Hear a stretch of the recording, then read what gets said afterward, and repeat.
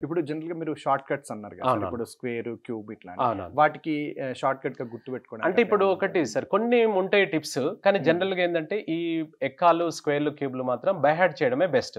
Okay. కొన్నిటికి ఉంటాయి. ఇప్పుడు ఇక్కడ ఇలా ఉంది సార్. హ్మ్. ఇప్పుడు 35 స్క్వేర్ చేయాల్సి వస్తే హ్మ్. 3 ఆఫ్టర్ నెక్స్ట్ న్యాచురల్ నెంబర్ ఏంటి 4. హ్మ్. 3 ఇంటూ 4 అంటే 12. ఈ హ్మ్. 25 అనేది కామన్. ఓకే. ఇప్పుడు ఇలా ఉంది సార్. 115 ఉంది హ్మ్. స్క్వేర్. హ్మ్. 11 ఆఫ్టర్ నెక్స్ట్ న్యాచురల్ నెంబర్ ఏంది 12. హ్మ్. 11 ఇంటూ 13 132. ఈ ఓకే. 25 అనేది కామన్. ఓకే. ఇలా 5 చివరికి ఉన్నప్పుడు స్క్వేర్స్‌కు మనం డైరెక్ట్‌గా చేసేయొచ్చు. ఓకే. ఇప్పుడు ఇలా ఉందనుకోండి సార్. హ్మ్. 75 స్క్వేర్. 7 హ్మ్. ఆఫ్టర్ నెక్స్ట్ న్యాచురల్ నెంబర్ ఎంత 8. అవును. 7 ఇంటూ 8 ఎంత 56. ఈ హ్మ్. 25 అనేది కామన్. సో ఇది ఓకే. డైరెక్ట్‌గా స్క్వేర్స్ చేసుకోవచ్చు. కానీ అన్నిటికి అలా ఉండదు. హ్మ్. కానీ వీటికంటే ఏందంటే కొన్ని బై హార్ట్ చేయడమే బెస్ట్ అన్నమాట. దానికి ఓకే. మనకు ఎంత ప్రాక్టీస్ చేస్తే అంత వస్తది. వీటి కోసం మళ్ళీ అన్నీ ఆలోచించి అనవసరంగా అవి చేసుకోవద్దు. ఓకే. ఒకవేళ క్లర్క్‌లో ఎక్కువ మనకు కాలిక్యులేషన్ పార్ట్ ఎక్కువ ఉంటుంది. బ్యాంకింగ్ రంగంలో ఎక్కువ కాలిక్యులేషన్ పార్ట్ ఉంటుంది. వాళ్ళకి ఎక్కువ అవసరం ఉంటుంది. ఇక మిగతా పోటీ పరీక్షలలో అంతగా ఉండదది. ఓకే. సో అట్లా. ఇప్పుడు ఈ రీజనింగ్, అర్థమెటిక్ సంబంధించి మంచి స్కోర్ చేయాలంటే ఆ! ఎలా ప్రాక్టీస్ చేయాలి? టిప్స్ ఏమన్నా? ఇప్పుడు మనకు అదే కదా సార్. ఇప్పుడు చెప్పేదేంటంటే దీంట్లో మనకు హ్మ్. ఈ ఎంత ఇప్పుడు మనకేంటంటే ఏ ఎగ్జామ్ రాస్తున్నారు విద్యార్థులు. హ్మ్. ఇప్పుడు సపోజ్ గ్రూప్స్ రాస్తున్నారనుకోండి అవును. సార్. గ్రూప్స్‌లో వెయిటేజ్ కొంచెం తక్కువుంటుంది. హ్మ్. అర్థమెటిక్, రీజనింగ్ మీద అవును. తక్కువుంటుంది.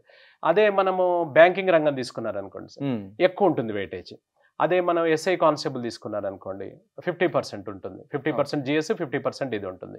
సో, అలా మనకు రైల్వేస్ తీసుకున్నారనుకోండి 50 ఉంటుంది దాదాపుగా. హ్మ్. సో, మనం ఎస్ఎస్‌సి తీసుకున్నారనుకోండి ఇదే ఎక్కువ రోల్ ఉంటుంది.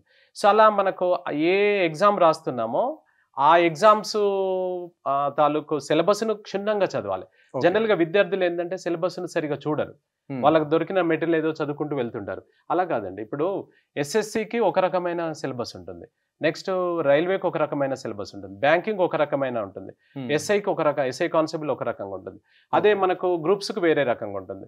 సో, హ్మ్. ఇలా డిఫరెంట్‌గా ఉంటాయి. సో, కాబట్టి ఏ ఎగ్జామ్ రాస్తున్నారు విద్యార్థులు ఆ సిలబస్ ఒకసారి చూసి ఓకే. ఒకటి కాదు 2, 3 సార్లు చూడాలి వాటిని. హ్మ్. చూసిన తర్వాత వాటికి కొంచెం పక్కకు కూడా వెళ్లి చూడాల్సొస్తది. ఓకే. అతని సిలబస్‌లో ఏమంటాడు సింపుల్‌గా పర్సెంటేజ్ అంటాడు. అవును. పర్సెంటేజ్ అనే వదిలేస్తాడు. కానీ పర్సెంటేజ్ కనెక్ట్ దేనికుంటుంది? Profit and loss, simple interest, compound ఇంట్రెస్ట్‌లో కూడా పర్సెంటేజ్ అనే పదం వస్తుంటది. So, okay. కాబట్టి వాటిని కూడా మనం దృష్టిలో పెట్టుకొని వాటి పక్కనున్న చుట్టుపక్కవి కూడా మనం కవర్ చేయాల్సొస్తదనమాట. ఓకే. అట్లా వాటిని బట్టి మనకు వాటికి ప్రీవియస్ క్వెషన్ పేపర్స్ మార్గదర్శకాలు వీటికి. హ్మ్. ఏందంటే ఇప్పుడు ఎస్ఐ కానిస్టేబుల్ రాస్తున్నారనుకోండి. హ్మ్. వాళ్ళు ప్రీవియస్ పేపర్స్ చూస్తుండాలి. నెక్స్ట్ అదే మనకు బ్యాంకింగ్ రంగం చూస్తున్నారు. బ్యాంకింగ్‌లో ఏ బోర్డ్ రాస్తున్నారు వీళ్ళు. ఓకే. ఆ బోర్డుకు సంబంధించిన previous question papers. Railway previous. అదే మన ఎస్ఎస్‌సి ప్రీవియస్ చూడాలి. చూసి వాటికి అనుకూలంగా మనం వెళ్తున్నామా? లేదంటే మనం వేరే వెళ్తున్నామా? ఇది ఓకే. సముద్రం అండి. ఏదంటే హ్మ్. ఇప్పుడు జనరల్ స్టడీస్ అయినా, అర్థమెటిక్, రీజనింగ్ అయినా హ్మ్. ఇప్పుడు కానిస్టేబుల్‌కు కూడా జనరల్ స్టడీస్ వస్తది. అదే సివిల్ సర్వీసెంట్ కూడా వాళ్ళకి కూడా వస్తది. అవును. సివిల్ సర్వీసెస్ వాటిలో కూడా. హ్మ్. అయితే వీళ్ళు చదివేది వీళ్ళు చదవాలి. వాళ్ళు చదివేది వాళ్ళు చదవాలి. ఓకే. మనం ఏ ఎగ్జామ్‌కి ప్రిపేర్ అయితున్నామో వాటిని బట్టి చదవాలి తప్ప అన్నిటికి ఒకటే కామన్ బుక్‌గా చేసి చదువుకోవద్దు. మళ్ళీ ఓకే. ఇక్కడ ఏంటంటే మనకు ముఖ్యంగా ఎంత ప్రాక్టీస్ చేస్తే అంత మంచిదన్నమాట. ఓకే. అట్లా ఎంత ప్రాక్టీస్ చేస్తే అంత మంచిది. ఇప్పుడు ఒక విద్యార్థి హ్మ్. ఇలా నేను జనరల్‌గా ఏం చేస్తుంటానంటే జీరోస్ కట్ చేయొచ్చు. డైరెక్ట్‌గా మనకి ఇలా ఉందనుకోండి సార్. హ్మ్. 20 ఇంటూ 30 ఇంటూ 75 హ్మ్. డివైడెడ్ బై 10 ఇంటూ 50 అనుంటే ముందుగా ఇలా జీరోస్ కట్ చేయండి అని చెప్తుంటాను నేను. హ్మ్. జీరోస్ కట్ చేస్తుంటే ఒక అబ్బాయి వచ్చి ఇలా కట్ చేశాడు. హ్మ్. అంటే మీరు జీరోస్ కట్ చేయమన్నారు కదా సార్! అంటే ఇలా కట్ చేశాడు. అంటే ఇలా కట్ చేశాడు అంటే అతనికి ఆ చిన్న బేసిక్స్ కూడా తెలియనమాట. అలా కట్ చేయకూడదు. అయితే ఓకే. అలా కట్ చేశాడంటే ఆ చిన్న బేసిక్స్ కూడా తెలియదు. ఇప్పుడు ఆ అబ్బాయి సీఐగా చేస్తున్నాడు జాబ్. అంటే ఓకే. చూడండి అలాంటి స్టేజ్ నుంచి ప్రాక్టీస్ చేసి మనకు కాంపిటీటివ్‌లో కొట్టగలిగాడు. అంటే ఎంత ఓకే. ప్రాక్టీస్ చేసుంటాడు చెప్పండి ఆయన. హ్మ్. కాబట్టి ఇంత బేసిక్ తెలియని వాళ్ళు కూడా జాబ్ కొట్టారు. ఓకే. కాబట్టి మీరెందుకు కొట్టకూడదు చెప్పండి? హ్మ్. ఖచ్చితంగా కొట్టొచ్చు. ఇది దాదాపుగా చూసే వారందరికీ తెలుసు ఇది తప్పు ఇలా కొట్టేయొద్దనేది. హ్మ్. సో, కానీ అతను కొట్టేసిన క్యాండిడేట్ సెలెక్ట్ అయ్యాడంటే మీరెందుకు గారు చెప్పండి? అది కొట్టేయొద్దనేది మీకు తెలుసు గదా! హ్మ్. కాబట్టి ఖచ్చితంగా మీకు అంటే ఇంక ఈజీగా అతను పెట్టినంత ఎఫర్ట్ గూడా పెట్టాల్సిన అవసరం లేదనమాట. ఓకే. సో, కాబట్టి అట్లా ఇప్పుడు మనకు 8 సబ్జెక్టులుంటాయి సార్. 8 అవునండి. సబ్జెక్టులు అందరూ 8 సబ్జెక్టులలో వీక్ ఉండరు. హ్మ్. ఏదో ఒక సబ్జెక్ట్ ఎవరైనా వీక్ ఉంటారు అందులో. హ్మ్. అది ఆ వీక్ ఉన్న దాని మీద కొంచెం కాన్సంట్రేషన్ చేసి దాని మీద ఒక గంటో, 2 గంటలు డైలీ కొంచెం ఎక్కువ కాన్సంట్రేషన్ చేస్తే హ్మ్. చేతికొస్తది.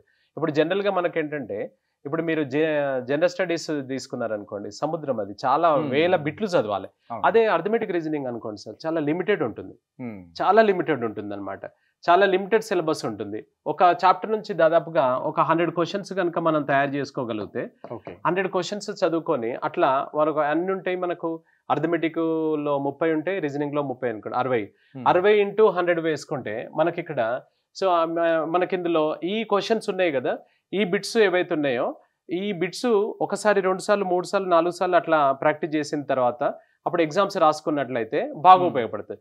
అదే మీరు జిఎస్ అనుకోండి, ఎన్ని వేల బిట్లు చదవాలి, అయినా కౌంటర్ గ్యారంటీ ఉండదు. ఇది కౌంటర్ గ్యారంటీ. మినిమం మీకు ఏ కాంపిటేటివ్ అయినా కొంచెం సీరియస్ గా రాస్తే మీకు 60% మార్క్స్ మీరు ఎందులో చేసినా వస్తాయి. మంచిగా చదువుకుంటే 75 to 80% కన్ఫామ్ గా మనం కొట్టుకోవచ్చు అనమాట.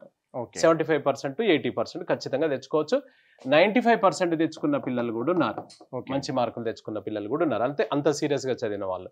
సో కాబట్టి మనకేంటంటే 75 to 80 టార్గెట్ పెట్టుకొని చదువుకుంటే అది కరెక్ట్ గా వెళ్తుంది. ప్రాక్టీస్ అనేది చాలా ఎక్కువ ప్రాక్టీస్ చేయాలండి. సో ఇప్పుడు మీరు బ్యాంకింగ్ ఎగ్జామ్స్ కానీ ఎస్ఎస్సి కానీ కొన్ని ఎగ్జామ్స్ చూస్తే నెగిటివ్ మార్క్స్ అనేది ప్రధానంగా ఉన్నాయి. సో ఈ నెగిటివ్ మార్క్స్ ఉన్నప్పుడు ఎలా జాగ్రత్త పడాలి? అయితే నెగిటివ్ మార్క్ ఏంటంటే మనకు కరెంట్ అఫైర్స్ కానివ్వండి, జనరల్ స్టడీస్ మీద కానివ్వండి, వాటి మీద ఎక్కువ ఇంపాక్ట్ ఉంటుంది కానీ అర్థమెటిక్ రీజనింగ్ మీద ఉండదు. ఎందుకు ఉండదు అని అంటే ఇది ఆన్సర్ వస్తేనే నువ్వు టిక్ చేయగలుగుతావు. ఆన్సర్ రాంది ఏదో రఫ్ గా పెట్టలేం కదా మనం. అదే జనరల్ స్టడీస్ అనుకోండి సార్, ఈ కమిటీ అధ్యక్షుడు ఎవరంటే గెజ్ చేస్తే ఈయన కావచ్చు, ఆయన కావచ్చు, ఆయన కావచ్చు అని. దీంట్లో గెజ్ చేయడానికి ఉండదు. పెన్నుతో సాల్వ్ చేసిన వచ్చిన నెంబర్ అక్కడ కనిపిస్తేనే టిక్ చేస్తాం. కాబట్టి దీనికి అలా ఉండదు. సో కాబట్టి మాక్సిమం దీంట్లో నెగిటివ్ మార్కింగ్ ఎఫెక్ట్ ఏం పడదు, ఎక్కువగా ఉండదు అనమాట. అంటే దీన్ని ఏది మ్యాథ్స్ అర్థమెటిక్ రీజనింగ్ వరకు అయితే ఎప్పుడు కొన్నిట్లలో అనాలజీ గానీ అలాంటివి ఉంటాయి చాప్టర్స్, అలాంటి వాటిల్లో కొంచెం ఏమన్నా ఉంటుండొచ్చు కానీ వీటికి అవసరం లేదండి. ఎందుకంటే సాల్వ్ చేస్తే వచ్చిన ఆన్సర్ అందులో ఉంటేనే ఉన్నట్టు, లేదంటే కాదు. కాబట్టి భయపడొద్దు ఆ విషయంలో. నెగిటివ్ మార్కింగ్ ఉంటే ఇంకా మంచిది. ఎవరికి మంచిది? సీరియస్ ఆస్పిరెంట్స్ అందరికి మంచిది. ఎందుకంటే సీరియస్ ఆస్పిరెంట్స్ కరెక్ట్ గా వస్తేనే పెడతాడు అతను. అదే మిగతా వాళ్ళు ఏం చేస్తారంటే నెగిటివ్ మార్కింగ్ లేకపోతే రఫ్ గా పెట్టే వాళ్ళు కూడా మిగతా వాళ్ళు కూడా పోటీ అయ్యే ఛాన్స్ ఉంటుంది. కాబట్టి నెగిటివ్ మార్కింగ్ పెడితే మనకేంటంటే ఈ సీరియస్ ఆస్పిరెంట్ కు అదొక ప్లస్ అవుతుంది కానీ మైనస్ అయితే కాదు. అలా అని చెప్పేసి మనకి ఏంటంటే ఒకవేళ ఎప్పుడైనా ఆన్సర్ పెట్టాలి అని అనుకుంటే మీరు 75% దాని మీద కాన్ఫిడెంట్ ఉంటేనే పెట్టాలి, లేదంటే రిస్క్ తీసుకోవద్దు. సో అట్లా.